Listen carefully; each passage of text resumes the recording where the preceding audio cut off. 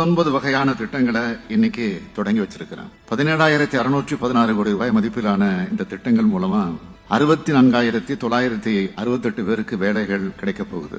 28 வகையான திட்டங்களுக்கு அடிக்கல் நாட்டியிருக்கிறோம். இதோட மொத்த முதலீட்டு மதிப்பு 51,157 கோடி ரூபாய்.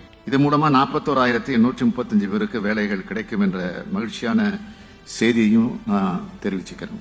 அமைதியான சட்டம் ஒழுங்கு சிறப்பா இருக்கிற மாநிலத்தை தேடித்தான் தொழில்துறையினர் வருவாங்க என்பது உங்க எல்லாருக்கும் தெரியும். தமிழ்நாட்டில் நிம்மதியா தொழில் நிறுவனத்தை நடத்தலாம் என்ற நம்பிக்கை தொழிலதிபர்களுக்கு வந்திருக்கு. அதோட அடையாளமாகத்தான் ஏராளமான தொழிற்சாலைகள் கடந்த 3 ஆண்டுகளா தமிழ்நாட்டில் உருவாகி வருது. தமிழ்நாடு முழுவதும் பரவலான மற்றும் நிலைக்கத்தக்க வளர்ச்சியை உறுதி செய்வதில் நம்மோட அரசு மிகுந்த கவனம் செலுத்தி வருது.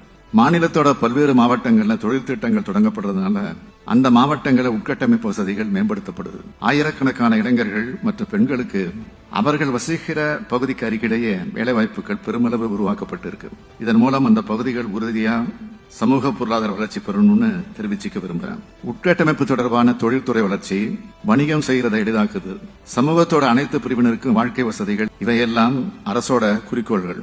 இதை செயல்படுறதுக்காகத்தான் எங்களுடைய கடமையா கருதுறோம். உலகமெங்கும் இருக்க முதலீட்டாளர்கள் விருப்பத்தோட தேர்வு செய்யறத மாநிலமா தமிழ்நாடு விளங்குறது என்பதற்கு இன்றைய நிகழ்வே ஒரு எடுத்துக்காட்டு.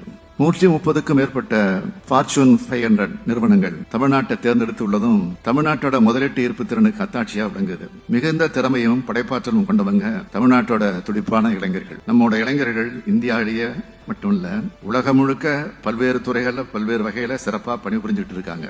எனவே எங்க இளைஞர்களோட திறன்களை நல்லா பயன்படுத்திக்கணும்னு முதலீட்டாளர்களை அன்போடு கேட்டுக்கிறேன்.